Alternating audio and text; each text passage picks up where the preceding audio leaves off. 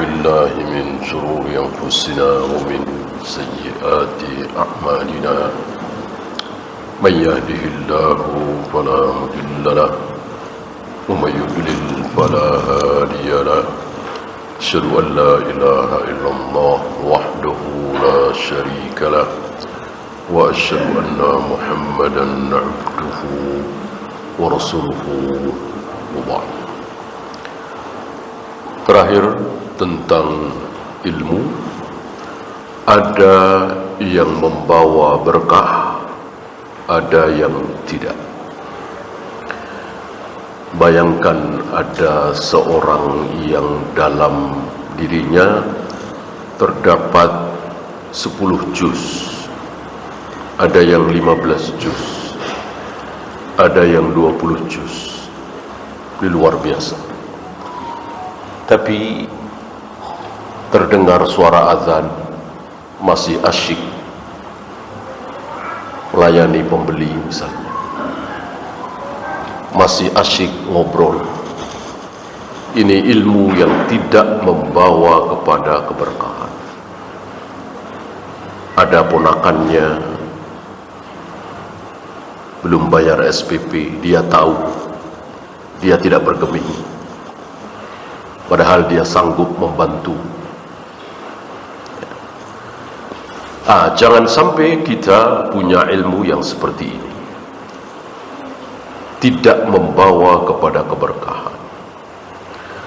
Maka di sini beliau mengatakan, innal ilma bi asma'illahi wa sifatihi ilmun mubarakun. Ilmu tentang asma wa sifat ini ilmu yang mengandung berkah. Walaupun tidak begitu banyak hafalannya, walaupun tidak begitu dalam ilmunya, tetapi dia mudah untuk taat kepada Allah, ringan meninggalkan berbagai macam kesibukan demi sholat berjamaah di masjid di awal waktu. Dia sisihkan rezeki gajinya yang tidak seberapa untuk membantu saudaranya.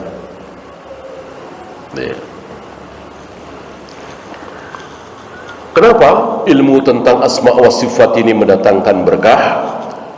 Beliau membawakan 8 alasan. Yang pertama sudah, karena ilmu tentang asma wa sifat ini adalah ilmu tertinggi, ilmu termulia, ilmu yang paling utama dibanding ilmu-ilmu lain. Bagaimana tidak? Karena ilmu tentang asma wa sifat adalah ilmu yang mempelajari tentang zat yang maha tinggi, maha besar, maha agung, maha kuasa, maha segalanya. Maka ilmu tentang dia otomatis ilmu tertinggi, terbesar, termulia. Alasan pertama sudah. Yang kedua, tsaniyan, anna ma'rifatallahi wal ilma bihi tad'u ila mahabbatihi. Karena mengenal Allah, tahu tentang asma wa sifat akan menyebabkan kita mahabbah, ta'zim, ijlal, khasyah, khauf, raja, ikhlas. Beliau sebut 7, tapi kalau diterjemahkan paling cuma 6 atau 5. Kita tahu bahasa kita sangat miskin. Kemarin kita bahas 99 nama Allah: Ar-Rahman, Ar-Rahim, Al-Malik, Al-Qudus, As-Salam, Al-Muhaimin, dan seterusnya, 99, dan semuanya mengandung arti. Semuanya mengandung arti, tidak seperti nama manusia. Nama manusia kan tidak mengandung arti, atau bahkan malaikat, ya. Jibril artinya apa? Nggak tahu kan. Mikail artinya apa? Mungkar Nakir artinya apa? Israfil artinya apa? Nggak tahu kan. Sama dengan Adam, Nuh, Hud, Ibrahim, Ismail, nggak ada artinya. Sama dengan Abu Bakar, Umar, Utsman, Zubair, Tolha, Aisyah, Khadijah, artinya apa? Nggak ada artinya. Sekedar nama saja. Sama dengan nama-nama di kita, ya.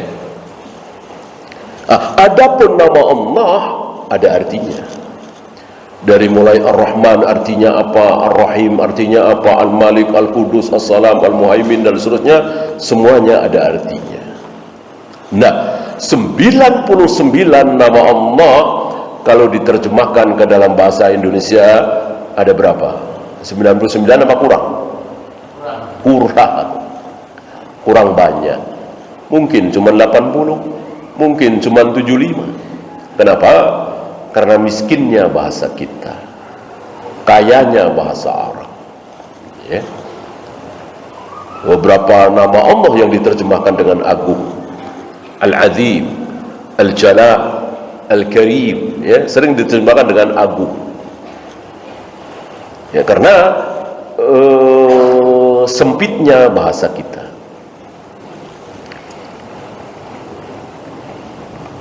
Mari kita lihat satu persatu.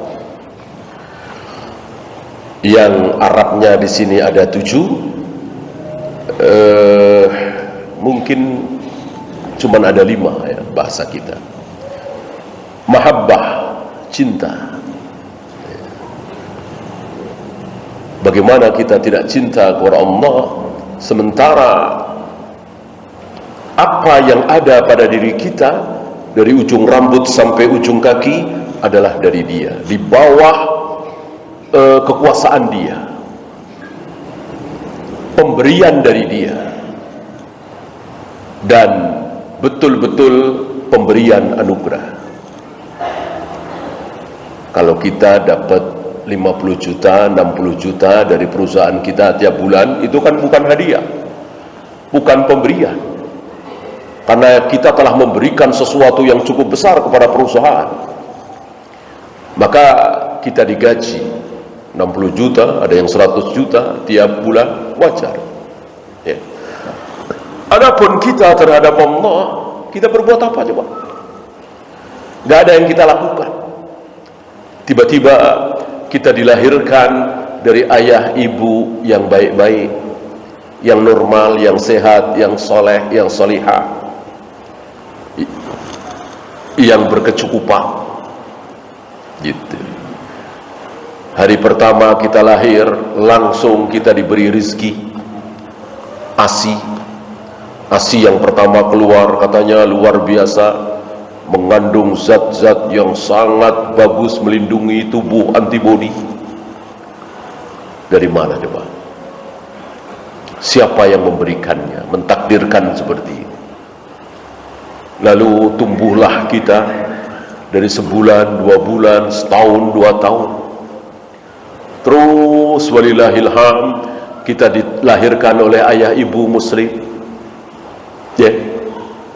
Umur 2 tahun, 3 tahun kita diperkenalkan dengan kalimat-kalimat thayyibah. Ada la ilaha illallah, ada subhanallah, ada Muhammadur Rasulullah, ada alhamdulillah. Telinga kita mulai akrab dengan kalimat-kalimat thayyibah itu, ya. Kemudian dimasukkan ke TK Islam, mulailah kita diajari hafalan Al-Fatihah, An-Nas, Al-Falaq. Coba, dari mana? Apa pernah kita pesan seperti itu? Apakah dulu kita melakukan perjanjian kepada Allah supaya lahir kemudian diajari seperti itu, dilahirkan oleh ayah ibu yang muslim? Coba, kita dilahirkan oleh ayah ibu yang Hindu, yang Nasoro, yang Yahudi, yang ateis, otomatis kita ikut ateis, ikut Hindu, ikut Buddha. Gimana kita tidak bersyukur?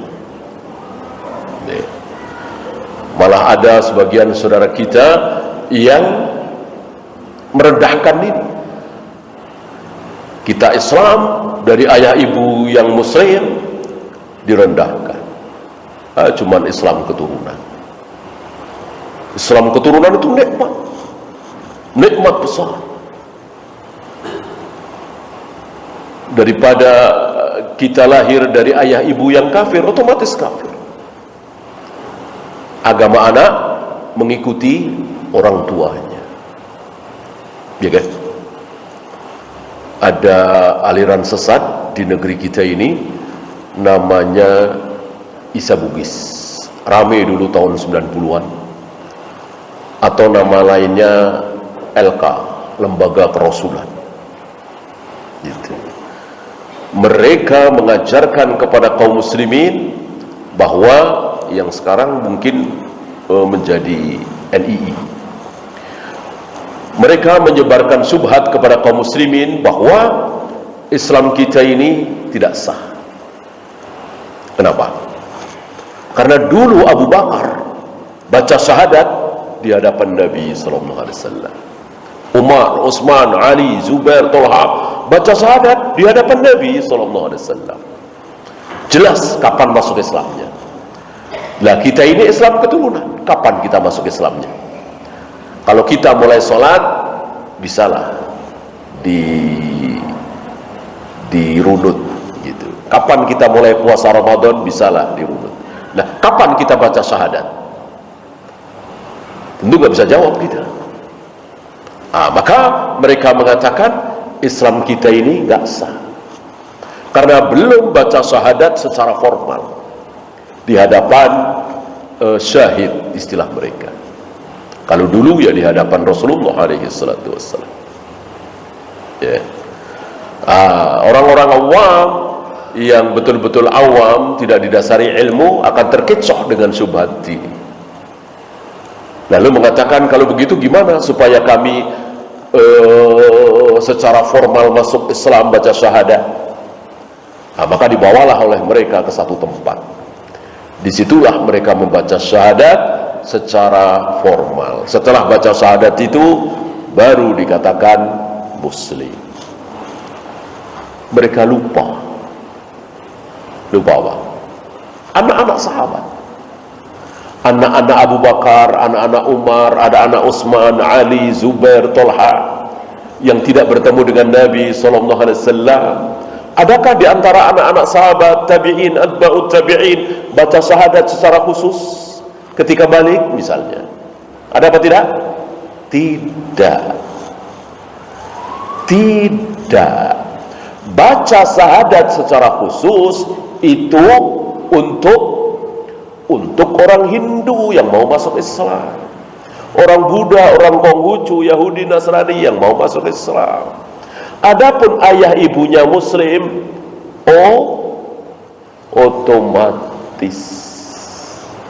otomatis agama anak ikut orang tua.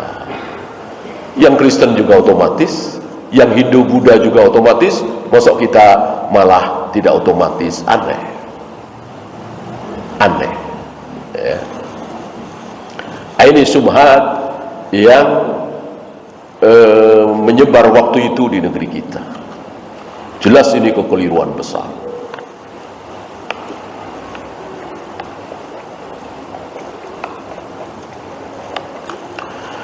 Kemudian ta'zim, ijlal, membesarkan, mengagungkan.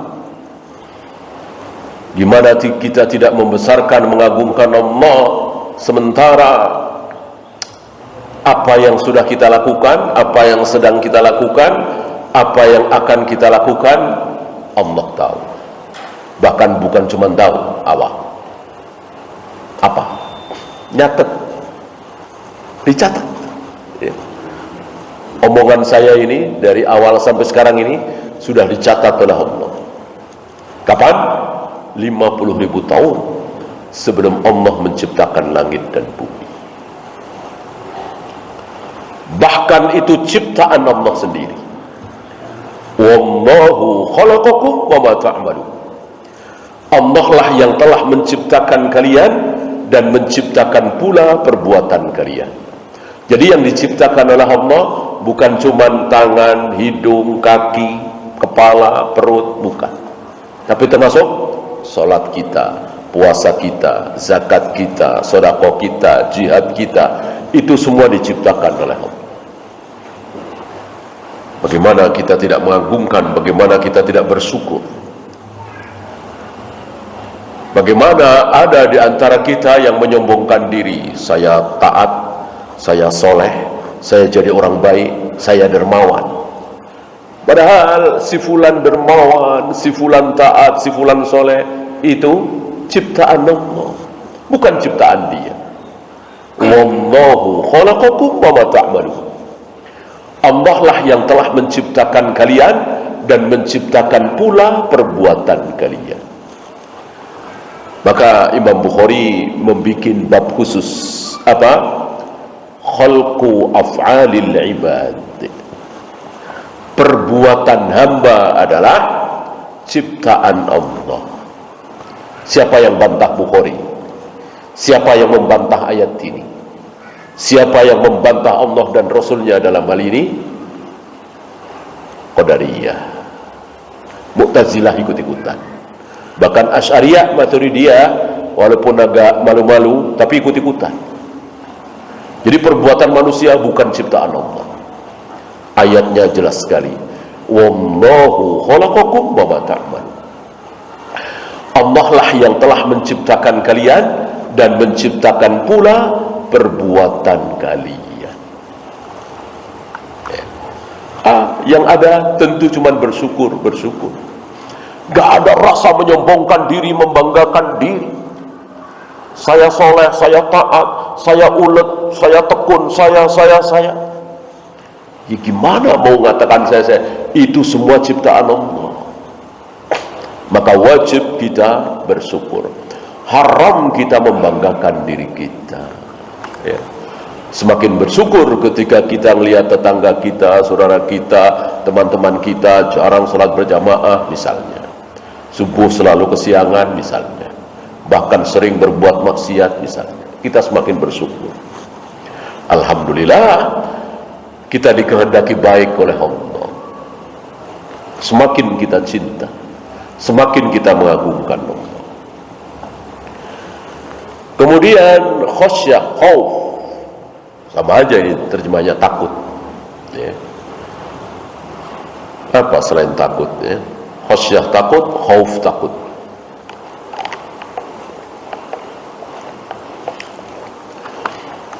Kenapa takut? Ya gimana nggak takut? Ya.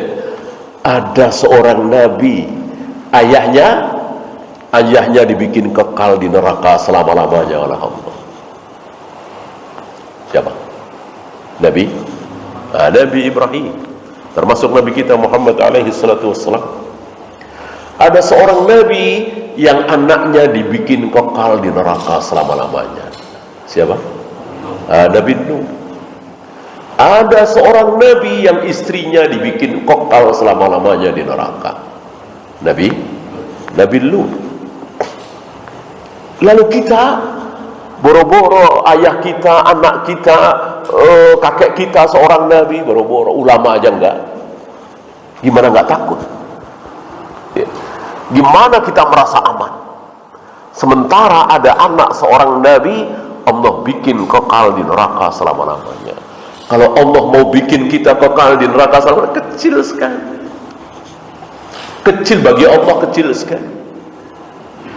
Dan orang yang dimasukkan ke dalam neraka selama-lamanya tidak ada yang menyayangkan, tidak ada yang menangisi, tidak ada yang meratapi. Kalau penjara kan masih ada tuh, ya.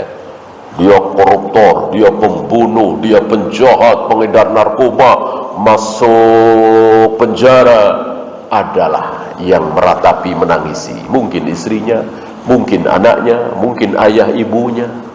Walaupun mereka tahu anaknya itu salah, ayahnya salah, suaminya salah, tapi sebagai istri, sebagai suami, sebagai anak, sebagai orang tua, tentu sedih, menyayangkan, meratapi. Adapun masuk neraka, nggak ada. Ya, bukan sedih sekali itu. Setelah anaknya Kan'an masuk neraka, Nabi Nuh sedih apa tidak? Jawab, sedih apa tidak? Tidak sama sekali. Ya, meratapi anakku masuk neraka, anakku masuk neraka, begitu? Tidak sama sekali. Ya, perasaan anak terhadap orang tua terhadap anak, suami terhadap istri, perasaan itu hanya ada di dunia. Sudah sampai akhirat, nafsi-nafsi, sendiri-sendiri, nggak ada. Rasulullah nggak bersedih nanti melihat ayah ibunya di neraka. Termasuk Nabi Ibrahim nggak bersedih melihat ayahnya Azar masuk neraka. Termasuk Nabi Lut tidak bersedih sama sekali melihat istrinya nanti di neraka. Termasuk kita semua, seandainya ada keluarga kita masuk neraka nanti nggak akan sedih. Dia masuk Islam seorang diri, sebatang kara. Ayahnya, ibunya, anaknya, abangnya, adiknya, semuanya masih Hindu misalnya, atau Nasoro misalnya. Sampailah dia ke surga. Dia melihat ayahnya, ibunya, anaknya, semuanya masuk neraka. Sedih? Tidak sama sekali. Tidak ada kesedihan sama sekali. Yang ada nyukurin, syukur. Dulu kan aku ajak kalian masuk Islam, kenapa nggak mau? Yang ada adalah puas gitu. Kasih sayang karena darah, karena persaudaraan, karena pertemanan, karena hobi, karena tetangga, dicabut oleh Allah. Dicabut oleh Allah, nggak bersisa lagi. Yang tidak dicabut adalah kasih sayang karena Allah. Sama-sama ngaji, sama-sama sholat berjamaah, sama-sama jihad, tidak dicabut. Bahkan ada riwayat kan, seorang masuk surga, dia nyari-nyari, bukan ayahnya, bukan ibunya, bukan anaknya, bukan istrinya, dia nyari-nyari temennya yang dulu jihad bareng, sholat bareng, ngaji bareng, berbuat taat bareng, kok nggak ada di surga. Lalu dia bertanya kepada Allah, kemana si fulan ya Allah, yang dulu sholat bersamaku, jihad bersamaku, mentaati engkau bersamaku, kok aku tidak lihat di surga? Kata Allah, dia di neraka. Dia di neraka. Ya mungkin karena dosa apa, Allah Maha tahu ya.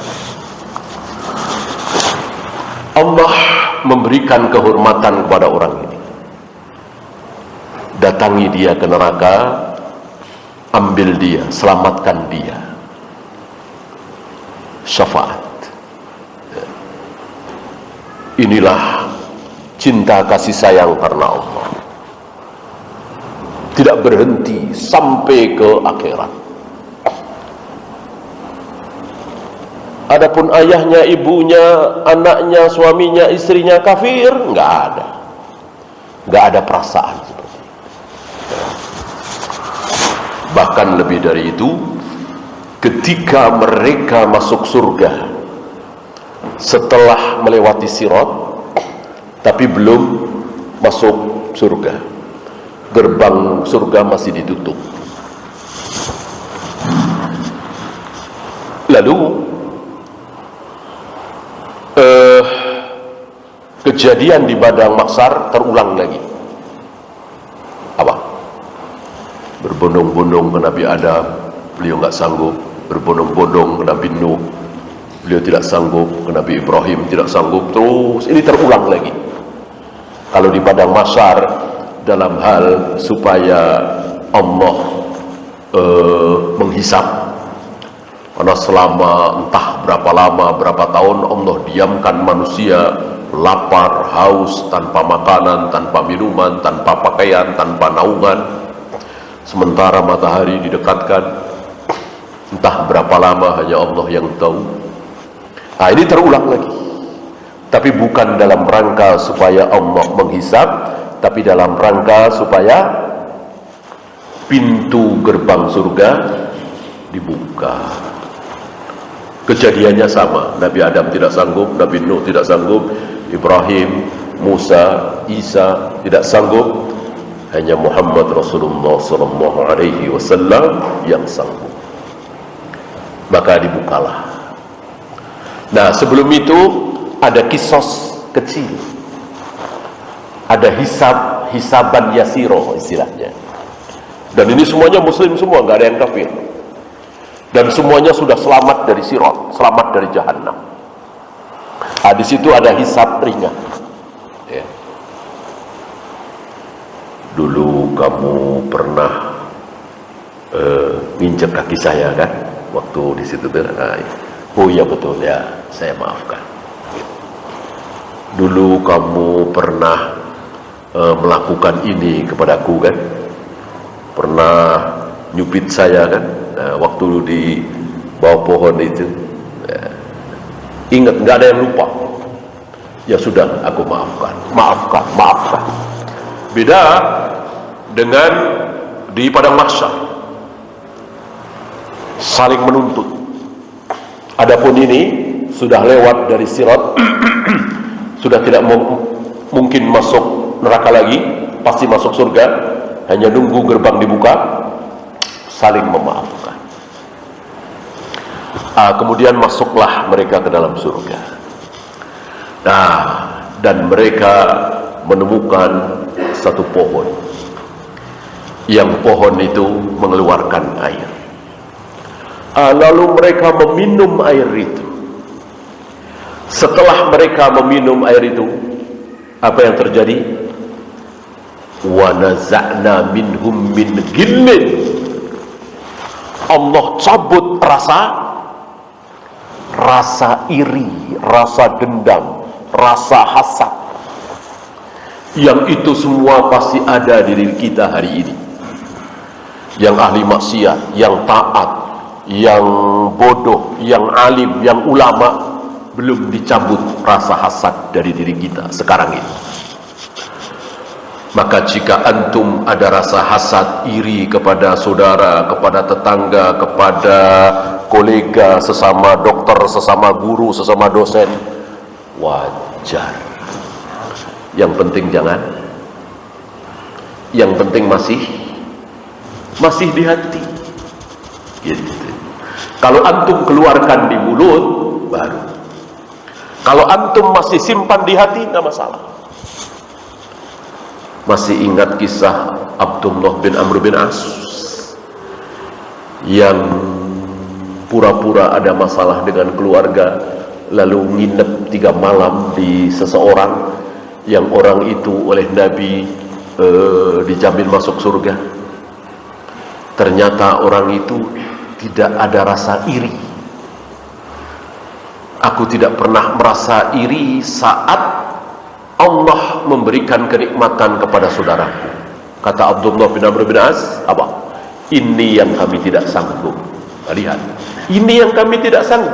Sekelas Abdullah bin Amr bin As merasa nggak sanggup. Berarti ini kelebihan, keutamaan, atau mungkin perkecualian. Mungkin hanya orang itu, atau mungkin 1-2 lah. Umumnya manusia nggak mungkin selamat dari hasad. Saya mengalami, antum mengalami, dan biasanya selevel. Sama-sama dokter misalnya, sama-sama dosen misalnya, sama-sama penjual perabotan misalnya. Ya, yang satu laris, yang satu tidak, dia laris, kita kurang laris. Pasti, nggak masalah.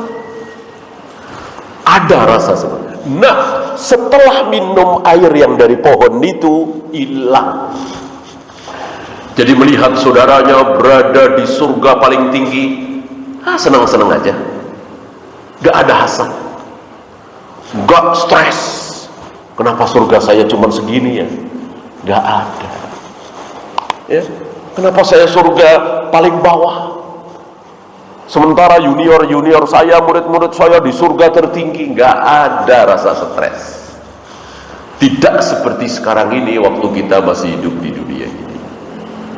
Ya. Yang ada adalah nikmat, bersyukur, lezat, salamun qaulan min rabbir rahim. Ya. Kemudian roja, berharap. Ya.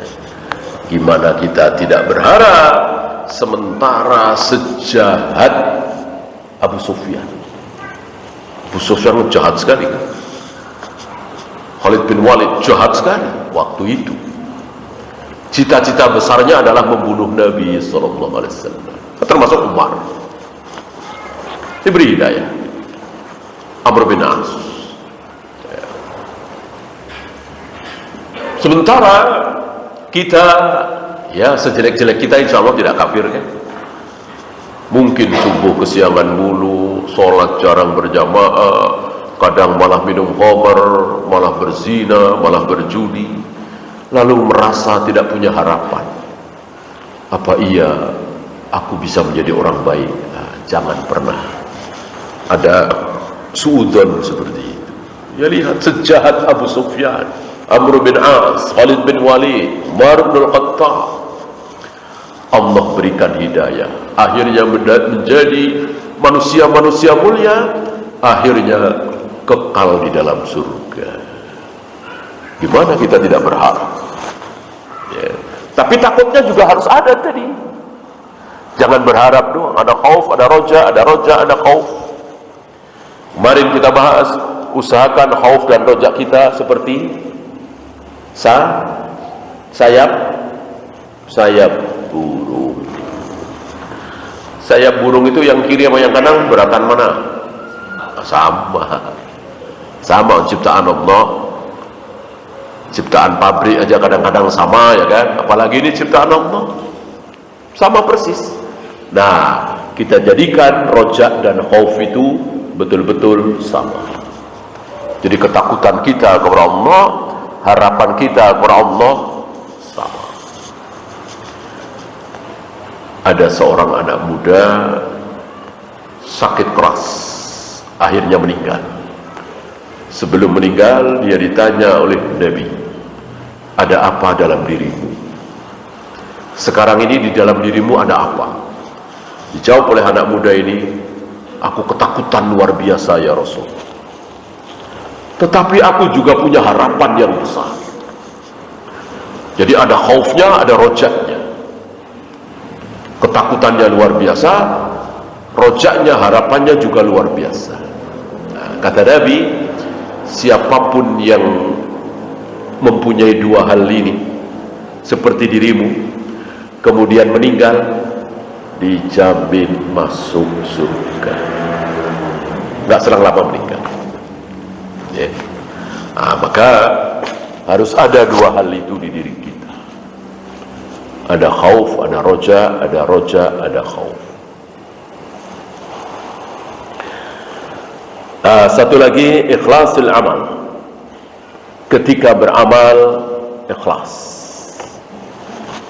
Antum masih ingat kaum salaf menjaga keikhlasan ini luar biasa, nggak main-main, nggak bercanda, serius demi menjaga keikhlasan. Yang antum ingat apa?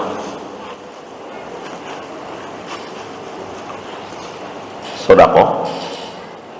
Tapi yang diberi sedekah nggak tahu itu duit dari mana, emas dari mana. Ya. Yazid, Ma'an bin Yazid bin Akhnaf.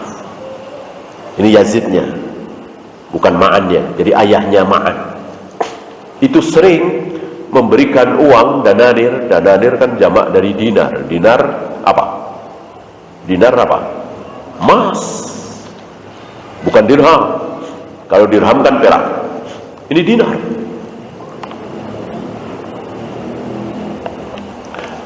Itu diberikan kepada Al-Suffah enggak? Pak, mohon diterima ini ya, sedikit rezeki. Enggak. Ketika Al-Suffah ini duduk, ditaruh di sebelahnya. Ditaruh di sebelahnya. Dalam rangka menjaga keikhlasan.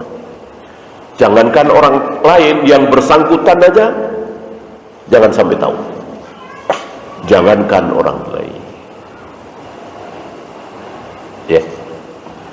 Bandingkan dengan kita. Mau sedekah saja mesen-mesen ya. Kamera udah siap belum nih kamera? Kameranya dari jarak jauh ya. Biar kelihatan CCTV, biar dikira CCTV gitu. Nah, itulah kita. Mau berbuat baik banyak. Ya. Banyak apa itu? konten-konten seperti itu ya kan. Tapi ya itu tadi, kenapa mesti ada kamera ya?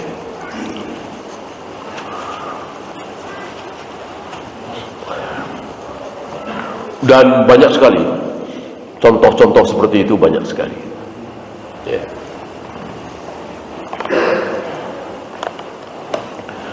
Nabi saja tidak menyebut nama dirinya ketika bercerita yahki nabiyan minal anbiya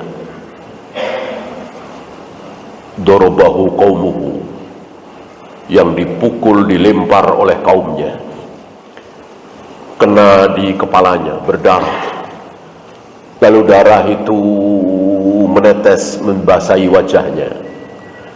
Lalu Nabi tersebut, ini yang cerita Rasulullah Muhammad SAW, kata beliau, Nabi tersebut mengusap darah yang membasahi wajahnya sambil mengucapkan, Allahumma ighfir li qaumi fa innahum la ya'lamun.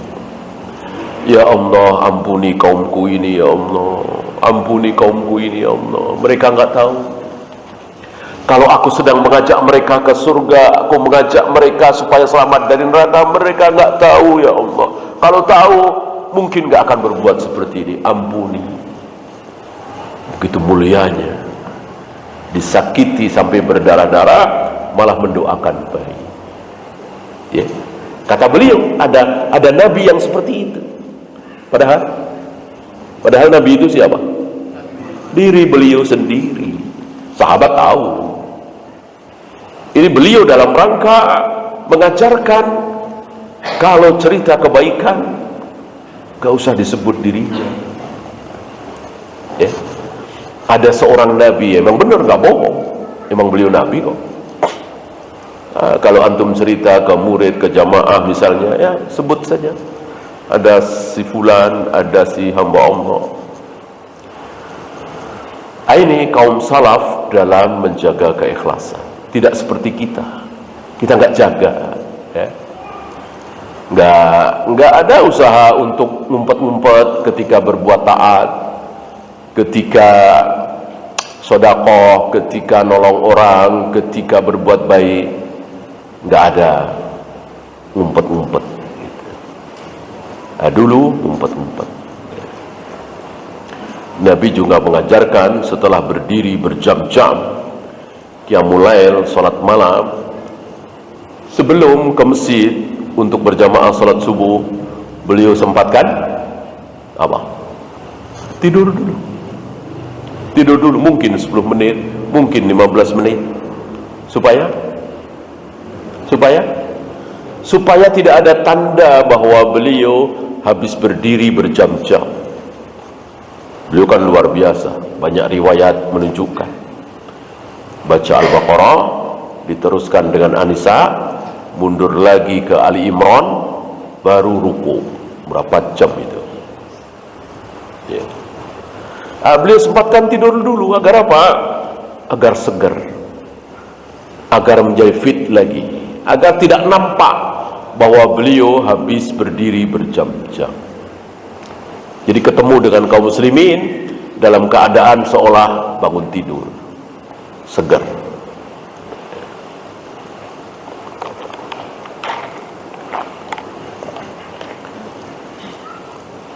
Ada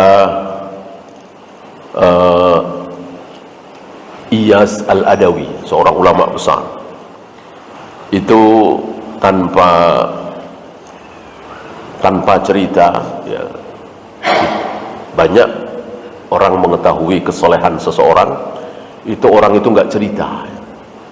Artinya dari mulut ke mulut gitu, bukan rekayasa seperti hari ini. Artinya Al-Adawi ini terkenal lah ahli ibadah. Waktu itu sedang jihad, dan di malam hari gitu. Nah, beberapa orang di situ biasa ya, qiyamul lail, salat malam, karena memang sedang sangat membutuhkan pertolongan Allah. Besok mau jihad melawan musuh kan. Tengok kiri kanan, nggak ada. Al-Adawi di mana? Katanya ahli ibadah. Ini kan saat-saat yang dibutuhkan untuk ibadah. Katanya ahli ibadah mana? tengok kiri kanan, nggak ada. Ya. Lalu ada yang agak ya biasa ya, agak kita mungkin agak resek atau gimana, dicari kemana ini? Mestinya ini saat-saat untuk beribadah, mohon pertolongan kepada Allah, kok malah tidur gitu, suudon. Cari nggak ada di kemahnya, cari. Ternyata sedang menyendiri, menjorok ke hutan, sengaja menyendiri. Bahkan kisah selanjutnya agak di pertentangan. Kisah selanjutnya datang harimau, ya, kisah selanjutnya, dan dia ketakutan melihat Al-Adawi ini dihampiri oleh harimau, ya. Dan ternyata cuman duduk sebentar di situ, pergi lagi, ya. Ini contoh-contoh bagaimana para salaf betul-betul berhati-hati supaya dirinya itu ikhlas. Tidak seperti kita tidak hati-hati, seolah kita merasa aman bahwa kita ini pasti ikhlas, nggak perlu dijagalah, saya mah gitu. Saya mah walaupun saya cerita-cerita begini begitu, saya terjaga, saya ikhlas insya Allah. Itulah kita. Wa kullama qawiyat hadhihi al-ma'rifatu fil 'abdi 'azuma iqbaluhu 'ala Allah. Setiap kali menguat makrifat ini, ilmu tentang Allah ini menguat, maka setiap kali itu pula bertambah keimanannya. Maka antum bisa lihatlah ya, yang tauhidnya keliru dari kalangan Jahmiyah, Jabariyah, Syariah, lihat saja dalam praktek kehidupan. Ya. Kata siapa Allah bersemayam di atas arsy? Kata siapa Allah menciptakan Adam dengan kedua tangannya? Itu cuma kiasan. Kata siapa Allah akan menggulung langit dengan tangan kanannya? Itu kiasan saja.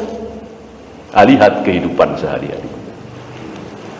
Bandingkan dengan kaum muslimin yang betul-betul meyakini bahwa Allah betul-betul bersemayam di atas arsy. Allah betul-betul menciptakan Adam dengan kedua tangannya. Allah betul-betul akan menggulung langit dengan tangan kanannya. Bandingkan, terasa perbandingannya, terlihat perbandingannya. Persis ucapan beliau, ya. Setiap kali menguat pengetahuan tentang asma wa sifat, maka semakin menguat pula keyakinannya, keimanannya, ya. Wa bu'duhu an nawahihi, dan semakin jauh dari larangan-larangan, jauh dari zina, jauh dari khamar, jauh dari judi, jauh dari bohong, korupsi, membunuh, dan seterusnya. Dan itu sedang kita saksikan hari ini, ya. Berbeda dengan orang-orang yang akidahnya rusak, manhajnya rusak, kadang ilmunya ikut rusak. Saya pernah cerita tentang S3 doktor terkenal, ya, lulusan Madinah, UI, tapi karena manhajnya rusak, manhajnya keliru, maka dalam khutbah Jumat dia mengatakan suara rakyat, suara Tuhan.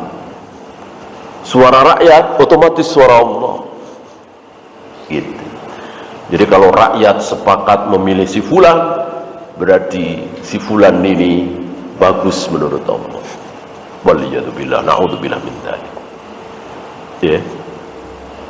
Doktor lulusan Madinah sampai berbicara separah ini. Gara-gara apa? Akidahnya rusak, manhajnya rusak. Menjadi kaum hizbi haroki. Ya. Dia nggak bahas itu di mana, gitu ya. Dia lupa atau mungkin pura-pura lupa bahwa tidak ada yang memilih Abu Bakar jadi khalifah, kecuali cuma belasan orang. Tidak ada yang memilih Umar jadi khalifah kecuali satu orang. Tidak ada yang memilih Utsman jadi khalifah kecuali 6 orang. 6 itu pada awalnya, akhirnya kan tinggal satu, Abdurrahman bin Auf. Ya. Awalnya 6. 6-6-nya dijamin masuk surga oleh Nabi sallallahu alaihi wasallam. Lalu mengundurkan diri. Yang pertama Abdurrahman bin Auf dengan menawarkan, seandainya kalian setuju, berarti kalian ini berlima, biarlah aku yang menentukan, artinya jadi panitia. Kemudian mundur lagi, tinggal 2. Siapa dan siapa? Utsman dan Ali. Ya. Abu Hurairah, Anas bin Malik, Abdullah bin Amr bin As, Muawiyah, Aisyah, nggak tahu menau, nggak ikut-ikutan.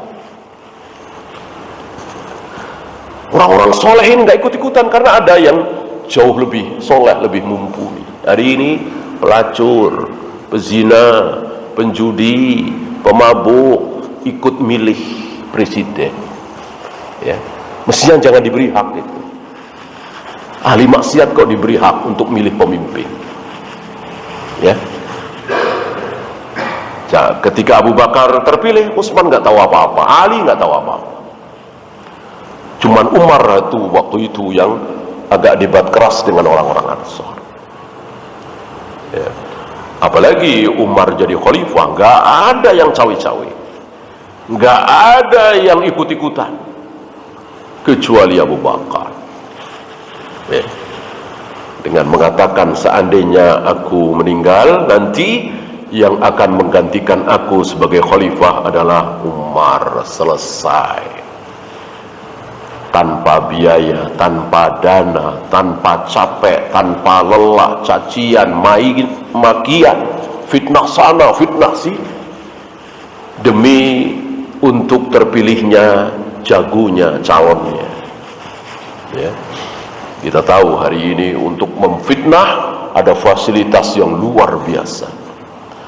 Untuk bikin berita bohong mudah sekali hari ini. Tidak seperti di tahun 90-an, tahun 80-an. Ya.